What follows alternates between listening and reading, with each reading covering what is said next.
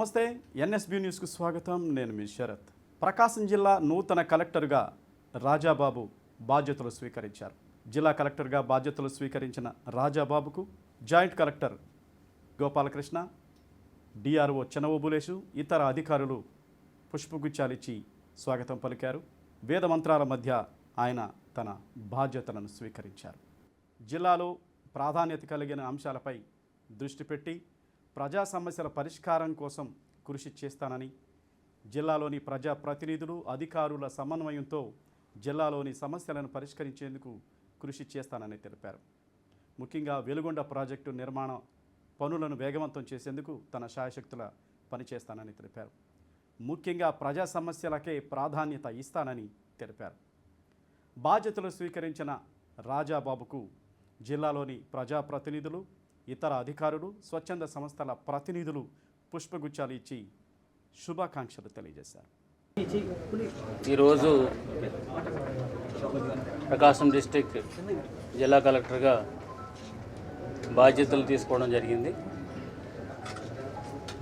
ముందుగా నాకు ఈ అవకాశం కల్పించినటువంటి గౌరవ ముఖ్యమంత్రి వర్యులు శ్రీ నారా చంద్రబాబు నాయుడు గారికి కృతజ్ఞతలు తెలియజేసుకుంటున్నాను.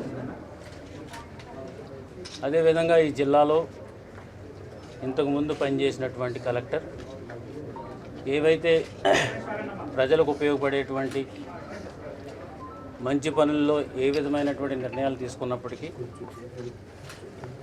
వాటిని ప్రజలకు ఉపయోగార్థం అవి కంటిన్యూ చేయడం జరుగుతుంది. అదేవిధంగా ఈ జిల్లాలో ఉన్నటువంటి సమస్యలు పరిష్కారానికి కృషి చేయడం జరుగుతుంది.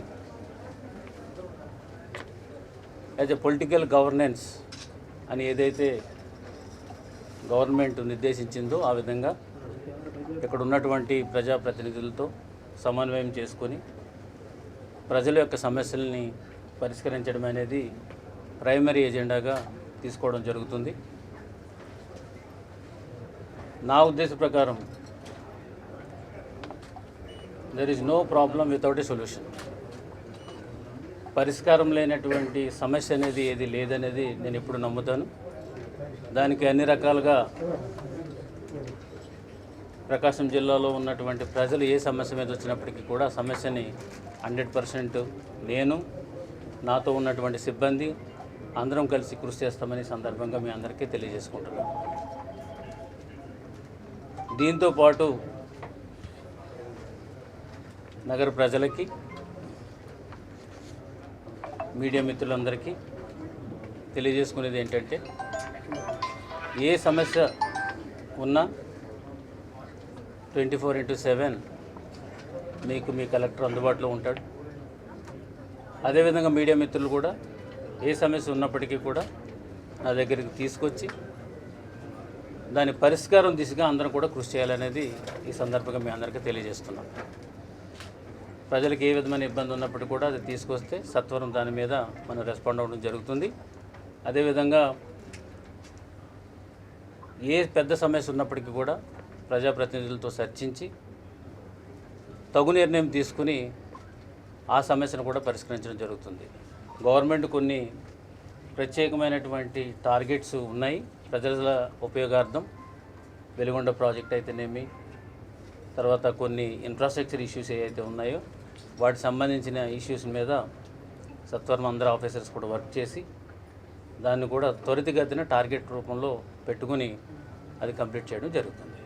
So thank you very much for coming all the way here. So ఈ సందర్భంగా ప్రజలందరికీ కూడా ఒకసారి నేను కృతజ్ఞతలు తెలియజేస్తున్నాను మీ ద్వారా.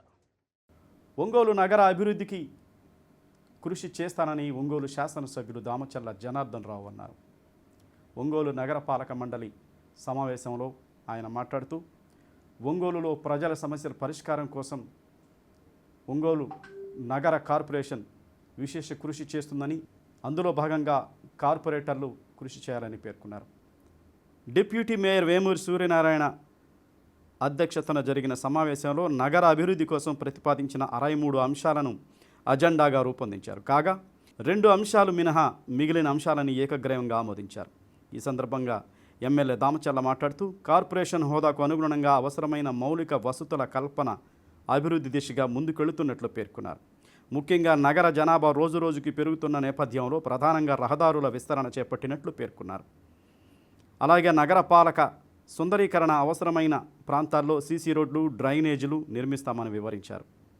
సుపరిపాలన తొలుగడుగు పర్యటనలో తాను నేరుగా గుర్తించిన పలు సమస్యలను తక్షణమే పరిష్కారం అయ్యేలా కౌన్సిల్లో పొందుపరిచిన తగు ఆదేశాలు జారీ చేస్తున్నట్లు ఆయన పేర్కొన్నారు. గత కొంతకాలంగా వాయిదా పడుతూ వస్తున్న ట్రంక్ రోడ్డు విస్తరణకు ఎట్టకేలకు ఆమోదం లభించింది. ఇటీవల హైకోర్టు ఆదేశాలతో కార్పొరేషన్ పాలకవర్గం ఈ రోడ్డును 100 అడుగుల విస్తరణకు పాలకవర్గం ఆమోదించింది. ఇదిలా ఉండగా 7వ అంశమైన మస్తాన్ దర్గా సెంటర్లో నుంచి కొత్తపట్నం బస్టాండ్ వరకు 80 అడుగుల రోడ్డు విస్తరణ ప్రతిపాదించిన విషయం విదితమే.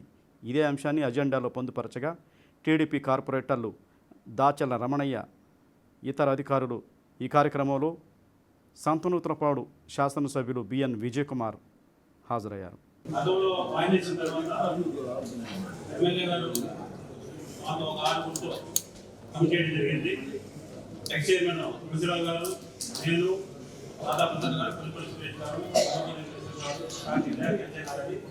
సంగూరు కమిటీ ఒక ప్రధాన మంత్రితో కూడా కలిసి ఒక 2 సార్లు కూర్చోవడం జరిగింది. ఎమ్మెల్యే గారితో కూడా 3-4 సార్లు కూర్చున్నాం. వాళ్ళని సంగూరు మొత్తం 2 మంత్రులు కూడా మీటింగ్ చేయడం జరిగింది.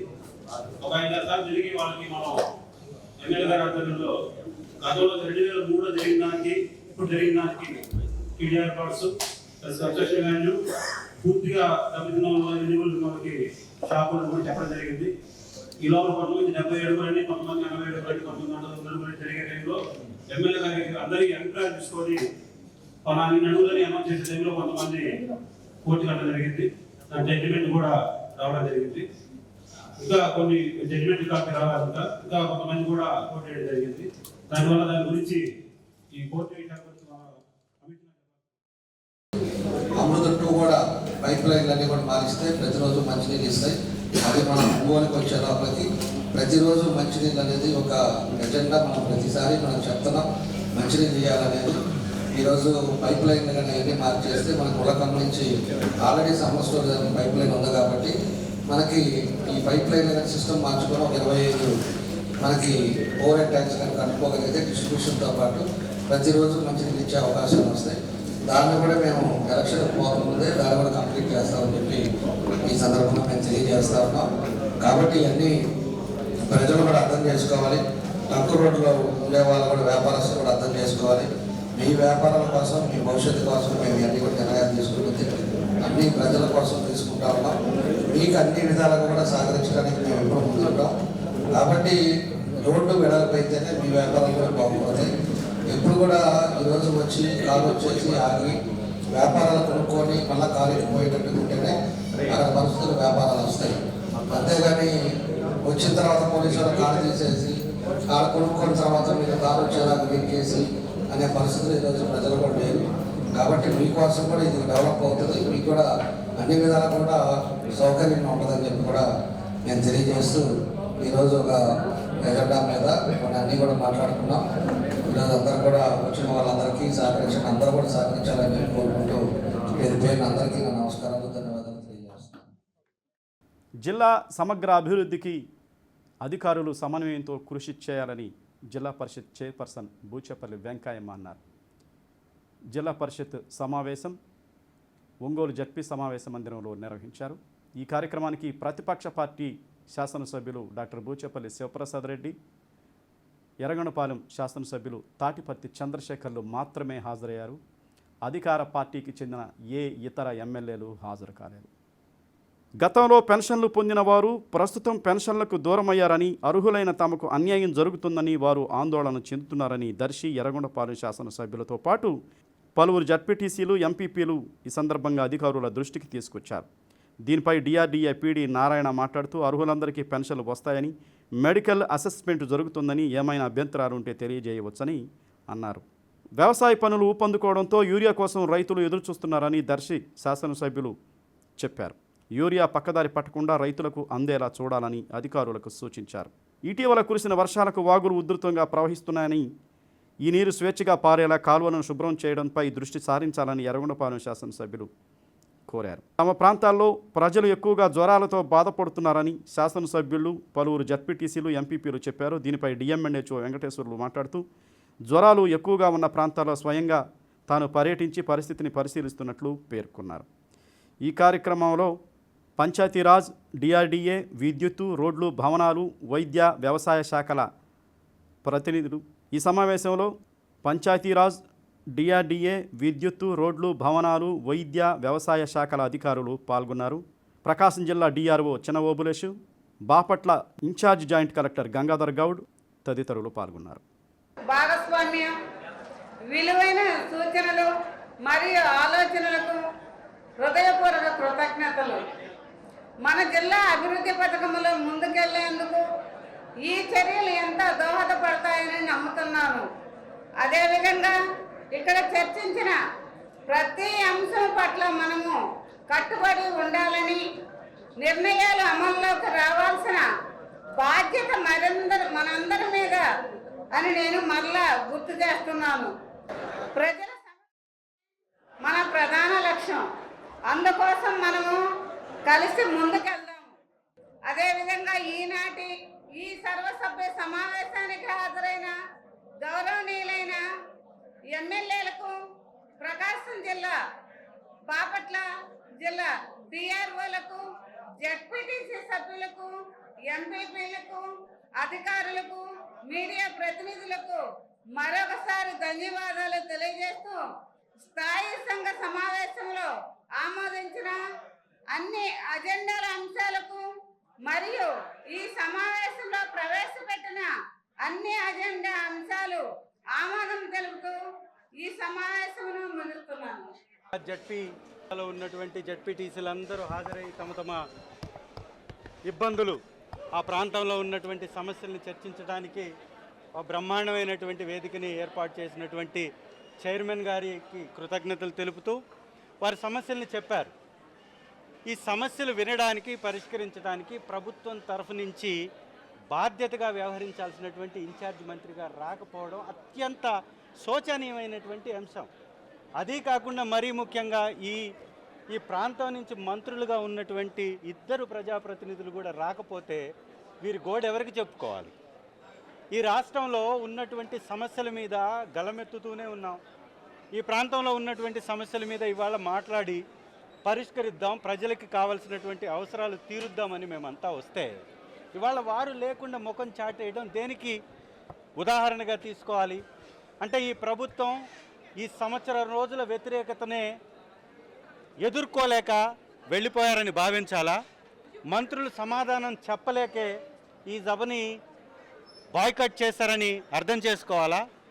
ఈ సభలో ఉన్నటువంటి ప్రజాస్వామ్యబద్ధంగా ఎన్నుకోబడినటువంటి ప్రజాప్రతినిధుల యొక్క గోడుని వినడానికి వీళ్ళకి సమయం లేదని అనుకోవాలా? ఇది అత్యంత హాస్యాస్పదమైన, గర్హనీయమైనటువంటి చర్య. దీన్ని ప్రజలందరూ గమనించాలి. ఈ నెల 20, 21 తేదీల్లో ఒంగోలులో రాష్ట్ర అంగన్వాడీ వర్కర్స్ యూనియన్ మహాసభ జరుగుతుందని అంగన్వాడీ రాష్ట్ర నాయకులు కారుసాల సుబ్బరామమ్మ తదితరులు తెలిపారు. దీనికి సంబంధించిన మీడియా సమావేశం సిఐటియు కార్యాలయంలో నిర్వహించారు. మీడియా సమావేశంలో సంఘ రాష్ట్ర ప్రధాన కార్యదర్శి కారుసాల సుబ్బరామమ్మ, సిఐటియు రాష్ట్ర కార్యదర్శి కె ఉమామహేశ్వరరావులు మాట్లాడుతూ ఐసిడిఎస్ ఏర్పడి 50 ఏళ్లు పూర్తయి స్వర్ణోత్సవాలు జరుపుకుంటున్న తరుణంలో ఈ రంగంలో పనిచేస్తున్న అంగన్వాడీలు, హెల్పర్లకు ఉద్యోగ భద్రతకు నోచుకోని పరిస్థితుల్లో నిర్లక్ష్యం చేపడుతున్నట్లు ఆవేదన వ్యక్తం చేశారు. మాతృ శిశు మరణాలు తగ్గించడంలోనూ అక్షరాత్యత సాధించి మానవాభివృద్ధిలో అంగన్వాడీలు కీలక భూమి పోషిస్తున్నట్లు అత్యున్నత న్యాయస్థానం, సుప్రీంకోర్టు, కేంద్ర ప్రభుత్వ సంస్థలు గుర్తించి అంగన్వాడీలకు ఉద్యోగ భద్రత కల్పించాలని సిఫార్సు చేసినట్లు గుర్తు చేశారు. ఈ సందర్భంగా ఒంగోలులో మహాసభలు నిర్వహించుకోవడం చారిత్రాత్మక అంశమని అన్నారు.